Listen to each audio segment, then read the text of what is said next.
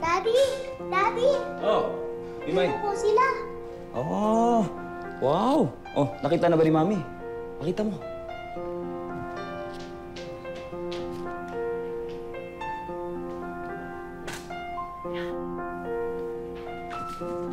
Mami!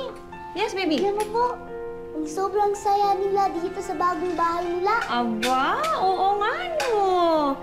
Ang ganda-ganda naman ng mga yan. Ay, wait! Papakita ko po sa kanila ang bagong room nila.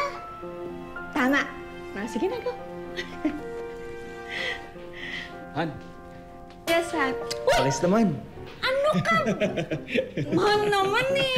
Bakit hindi mo ba ako mahal? Oh, Mahal kita, pero bakit naman may ganyan may pa-cream? oh sige na, sige na. Ay, oh, yan na. Oh, punasa ko na. Ay, kinakalat mo. Nakakainis naman to eh. Teka nga, ano ba naisip mo? Ba't ka biglang nag-shave? Eh, naisip ko lang dahil new life, new me. Kasama yung mga pinakamahal ko sa buhay. Akin na nga, tulungan na nga kita. Pero teka, naaalala mo ba nung last kang nag-shave, ha? Oo, naalala ko yun. 4 years old pa lang yata si Mimay nun. Iyak nang iyak. Hindi niya ako makilala. Oo. O paano yan ngayon? Ha, sana hindi na.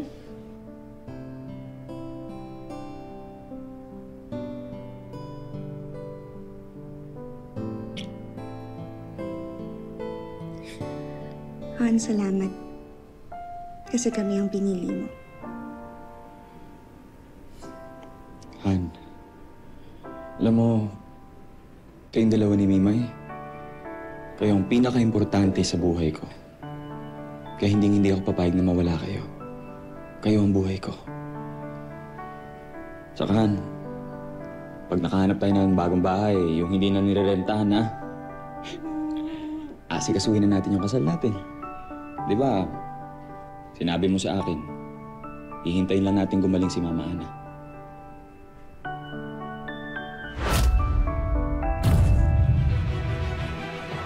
Ikaw lang naman ang nagpupumilit na pumasok. Tama si Lola Gracia mo. Kailangan mo magpahinga. Kahit ilang araw. Boss, may balita na ho ba sa aswanggang?